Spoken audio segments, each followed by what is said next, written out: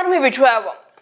एकनाथ शिंदे आणि अजित पवारांना ही लोकसभा निवडणूक लढवून पश्चाताप होतोय की काय असा प्रश्न निर्माण झालाय। एकनाथ शिंदे की उद्धव ठाकरे, शरद पवार की अजित पवार, या दोन गोष्टींचा रिझल्ट सुद्धा याच लोकसभा निवडणुकीतून लागणार आहे। सत्तेत भाजपा येऊ किंवा सत्तेतून भाजपा जाऊ, पण या दोन पक्षांचं अस्तित्व नेमकी काय आहे यावरतीच प्रश्नचिन्ह लागणार आहे। अजित पवारांना अवघ्या 4 जागा लोकसभेला लढवाव्या लागल्या, यापेक्षा लाजिरवाणी दुसरी कुठली गोष्ट नसेल असं शरद पवार गटाचं मत होतं। तिकडे उद्धव ठाकरे यांनी जवळपास 22 जागा ज्या होत्या त्या लोकसभेसाठी लढवल्या आणि इकडे एकनाथ शिंदेंना 15 जागा त्याही रस्सी खेच करून हातपाय जोडून लढवाव्या लागल्या असाही आरोप जो होतो तो शिंदे गटावरती उद्धव ठाकरे गटाने केला। परंतु हे झालं निवडणुकांच्या किंवा रिझल्टच्या अगोदरचं चित्र। आता रिझल्ट लागल्यानंतर शिंदे की ठाकरे, अजित पवार की शरद पवार हेही ठरणार आहे आणि त्यासोबतच पुढील चर्चा ही आहे की एकनाथ शिंदेंच्या पक्षात असलेले 7 बडे नेते, ज्यामध्ये स्टँडिंग खासदारांचा, आमदारांचा समावेश आहे, हे लोक ठाकरेंची नाव जवळ येताच शिंदेंच्या नावेतून ठाकरेंच्या नावेत उडी मारणार आहे। नेमकी ही 7 बडे चेहरे कोणती आहेत यावरतीच आपण चर्चा करणार आहोत। सर्वात अगोदर नाव येतं ते म्हणजे गजानन कीर्तिकर यांचं। गजानन कीर्तिकर स्टँडिंग खासदार असताना सुद्धा त्यांना लोकसभा निवडणूक लढवता आली नाही। त्याला कारण ठरलं ते शिंदे गटामध्ये होते आणि ठाकरे गटातून अमोल कीर्तिकर म्हणजे गजानन कीर्तिकर यांच्या मुलालाच उमेदवारी देण्यात आलेली होती। मग बाप आणि लेक अशी थेट लढाई होण्यापेक्षा गजानन कीर्तिकरांनी 2 पावलं मागे येणं पसंत केलं। परंतु यापुढे जाऊन गजानन कीर्तिकरांच्या ऐवजी मग उमेदवार द्यायचा कोण म्हणून ठाकरे गटातून पुन्हा एकदा एकनाथ शिंदेंनी एक आमदार फोडला, ज्यांचं नाव होतं रवींद्र वायकर। अमोल कीर्तिकरांविरोधात रवींद्र वायकर यांना उमेदवारी देण्यात आली आणि ही थेटपणे लढत झाली। या ठिकाणी गजानन कीर्तिकर यांनी आपला मुलगा म्हणजे अमोल कीर्तिकरांचंच काम केलं आणि त्यामुळे जर या ठिकाणाहून अमोल कीर्तिकर यांची सीट जर लागली तर रवींद्र वायकर हे पडतायत आणि त्यासोबतच गजानन कीर्तिकर यांच्यावरती कारवाई केली जाऊ शकते, कारण त्यांनी पक्षविरोधी भूमिका घेतली अशा चर्चा सुरू झाल्यात। ही कारवाई होण्या अगोदरच आणि गजानन कीर्तिकर यांच्या पत्नी यांनी अगोदरच म्हटलं होतं की गजानन कीर्तिकर यांनी शिंदे गटात जावं असं आमचं घरातील कुणाचंही मत नव्हतं, परंतु त्यांनी मतप्रवाह झुगारून त्यांनी शिंदे गटात प्रवेश केला। हेच लक्षात घेऊन पुढे जाऊन गजानन कीर्तिकर आपल्या कुटुंबाचं जे मत आहे ते लक्षात घेऊन पुन्हा एकदा जर अमोल कीर्तिकर खासदार होत आहेत तर ते पुन्हा एकदा ठाकरे गटामध्ये येतील अशा चर्चा सुरू झालेल्या आहेत। दुसरं नाव समोर येतं ते म्हणजे आनंदराव अडसूळ यांचं। जर गजानन कीर्तिकर यांच्यावरती कारवाई झाली तर मी सुद्धा वेगळा विचार करेल असं स्टेटमेंट आनंदराव अडसूळ यांनी लागलीच दिलं। गजानन कीर्तिकर यांच्यावरती कारवाई होण्या अगोदरच आनंदराव अडसूळ नेमकं असं का म्हटले त्यासाठी आपल्याला अमरावतीचं राजकारण समजून घेणं गरजेचं आहे। ठाकरे गटामध्ये असताना आनंदराव अडसूळ यांना उमेदवारी देण्यात आलेली होती, परंतु यावेळी आनंदराव अडसूळ शिंदे गटात असून सुद्धा नवनीत राणा ज्या अपक्ष होत्या त्यांना भाजपाच्या चिन्हावरती लढवून आनंदराव अडसूळ यांचा पत्ता कायमस्वरूपीसाठी कट केला आणि त्यामुळेच आनंदराव अडसूळ यांचं राजकीय भवितव्य जे आहे ते शिंदे गटात संपल्यात जमा झालेलं आहे। आणि त्याच वेळी आनंदराव अडसूळ आणि त्यांचा मुलगा म्हणजे अभिजित अडसूळ हे दोघेही ठाकरे गटामध्ये पुन्हा जाण्याचा विचार करू शकतात, किमान विधानसभेला तरी आपल्याला उमेदवारी मिळेल या आशेने ते ठाकरे गटात प्रवेश करतील। यासोबतच अमरावतीचं पुढचं जे नाव येतं ते म्हणजे बच्चू कडू यांचं। बच्चू कडू यांचा सेपरेट पक्ष जरी असला तरी हा घटक पक्ष सध्या भाजपाच्या महायुतीमध्ये सामील झालेला आहे। बच्चू कडूंना जेव्हा मंत्रिमंडळामध्ये स्थान मिळालं नाही, अगदी त्या दिवसापासूनच बच्चू कडूंचा भाजपा विरोधी सूर दिसून आलेला होता। आपण पक्ष सोडायलाच नको होता आणि सोडला जरी असेल तरी आपण काय अजून भाजपा किंवा एकनाथ शिंदेंच्या दावणीला बांधलो गेलेलो नाहीये, वाटेल त्यावेळेस आपण वेगळा विचार करू शकतो हे बच्चू कडू वारंवार सांगतात।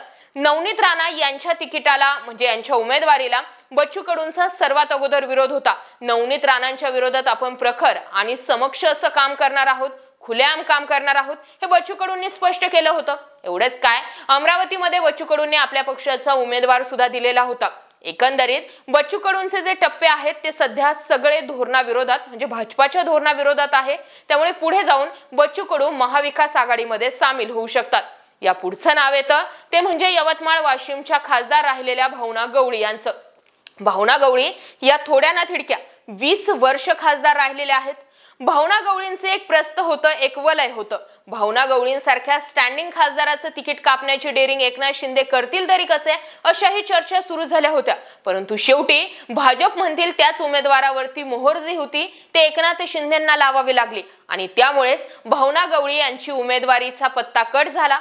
हेच लक्षात घेऊन भावना गवळी या पुढे जाऊन पक्ष सोडू शकतात. त्याला कारण म्हणजे असं की भावना गवळी यांच्या मागे ईडीचा ससेमिरा लागलेला होता. या चौकशा थांबाव्यात म्हणूनच त्यांनी ठाकरे गटातून शिंदे गटामध्ये उडी घेतली होती. परंतु चौकशांच्या नादामध्ये आपली खासदारकी जाईल असं भावना गवळींना वाटलं नसावं. परंतु आता त्यांचं तिकीट कापलं गेलेलं आहे आणि एकंदरीतच त्यांचं राजकीय प्रस्थ जे आहे ते डगमगण्यास सुरुवात झालेली आहे. यापेक्षा भावना गवळी पूर्णच राजकारणातून संपण्या अगोदरच भावना गवळी एकनाथ शिंदेंना सोडणं पसंत करतील अशाही चर्चा सुरू झालेल्या आहेत. पुढील नाव येतं ते म्हणजे रामटेकचे विद्यमान खासदार कृपाल तुमाने यांचं. रामटेकचे कृपाल तुमाने यांनाच उमेदवारी दिली जाईल अशी चर्चा होती. ते 2 टर्म खासदार राहिलेले आहेत. त्यांचा एकदा पराभव झाला तरी सुद्धा ठाकरेंनी पुन्हा एकदा कृपाल तुमाने यांनाच उमेदवारी दिली होती. असं असताना सुद्धा कृपाल तुमाने यांना ठाकरेंना सोडण्याची गरज नव्हती. परंतु आपण जर एकनाथ शिंदेंच्या गटामध्ये गेलो तर या जागेवरती काँग्रेस दावा करणार नाही आणि जर ठाकरे गटामध्ये राहिलो असतो तर या जागेवरती काँग्रेसनं दावा केला असता. हा हिशोब आखून कृपाल तुमाने यांनी ठाकरेंना सोडलं आणि ते शिंदे गटामध्ये आले. परंतु त्यांनाही त्या ठिकाणी शिंदेंनी उमेदवारी दिली नाही आणि स्टँडिंग खासदाराचा पत्ता या ठिकाणी कट झाला. त्यामुळे पुढे जाऊन पुन्हा एकदा आपल्या सोबत जे एकनिष्ठ राहिले किंवा आपल्या इमानदारीचे ज्यांनी फळ दिलं त्या ठाकरेंकडे जाण्याचा विचार कृपाल तुमाने करू शकतात. या पुढचं नाव समोर येतं ते म्हणजे रवींद्र वायकर यांचं. रवींद्र वायकर यांनी जरी अमोल कीर्तीकर यांच्या विरोधामध्ये निवडणूक लढवली असली तरी सुद्धा रवींद्र वायकर यांनी म्हटलं होतं की आपल्याला एकतर पक्ष सोडणं की म्हणजे भाजपामध्ये प्रवेश करणं किंवा आपल्याला जेलमध्ये जाणं अशा 2च ऑप्शन जे होते ते शिल्लक होते. म्हणून आपण महायुतीत सामील होणं पसंत केलं. पण पुढे जाऊन जर रवींद्र वायकर यांच्या हाती जर खासदारकी लागली नाही तर किमान विधानसभेसाठी आपलं राजकीय भवितव्य सेफ करण्यासाठी ते पुन्हा एकदा शिंदेंना सोडण्याचा विचार करू शकतात. त्या पुढचं नाव समोर येतं ते म्हणजे किरण सामंत यांचं. रत्नागिरी सिंधुदुर्ग मधून उदय सामंत यांचे बंधू किरण सामंत हे इच्छुक होते. परंतु ऐनवेळी त्यांची उमेदवारी नाकारली गेली किंवा ती जागा एकनाथ शिंदे गटाला सुटलीच नाही. त्या ठिकाणी भाजपाचे नारायण राणे यांना उमेदवारी देण्यात आली. किरण सामंत हे गेल्या अनेक वर्षांपासून लोकसभेसाठी प्रयत्न करतात. उदय सामंत यांना निवडून आणण्यामागे सुद्धा किरण सामंत यांची मोठी ताकद उभी राहिलेली आहे. पण अशा वेळी उदय सामंत यांनी सुद्धा आपलं राजकीय वजन वापरलं नाही. एकनाथ शिंदेंनी सुद्धा आपल्याला सीट मिळावी किंवा आपल्याला ताकद मिळावी यासाठी कुठलंही वजन भाजपा समोर जे आहे ते वापरलं नाही आणि त्यामुळेच किरण सामंत यांना उमेदवारी मिळाली नसल्याची चर्चा जोर धरू लागली. मग अशा अर्थानं आपलं बुडतं राजकीय भविष्यापेक्षा कोणत्या तरी लाकडाचा सहारा घेणं गरजेचं आहे. मग अशा वेळी ते एकतर राष्ट्रवादी किंवा मग शिवसेना उद्धव ठाकरे गटाला निवडू शकतात आणि पुढे जाऊन पक्षांतर करू शकतात. तर हे होते 7 बडे चेहरे जे पुढे जाऊन एकनाथ शिंदेंना सोडण्याचा विचार करू शकतात. 4 जूनचा निर्णय काय येतो त्या निर्णयानंतरच समजणार आहे की एकनाथ शिंदेंना तरी भाजप आपल्या सोबत ठेवतं की नाही. मुळात म्हणजे आता लोकसभा निवडणुकांचा प्रचार सगळा अजित पवार असो किंवा एकनाथ शिंदे असो यांना मोदींच्याच नावावर करावा लागलेला आहे. त्याचा फायदा भाजपला काहीही झालेला नाहीये. उलट पक्षी शिंदेंचे खासदार किंवा शिंदेंचे उमेदवार अजित पवारांचे उमेदवार मोदींच्या नावावर निवडून आणवावे लागले. ना फडणवीसांना एकनाथ शिंदेंचं नाव प्रचारात घेता आलं ना अजित पवारांचं नाव घेता आलं.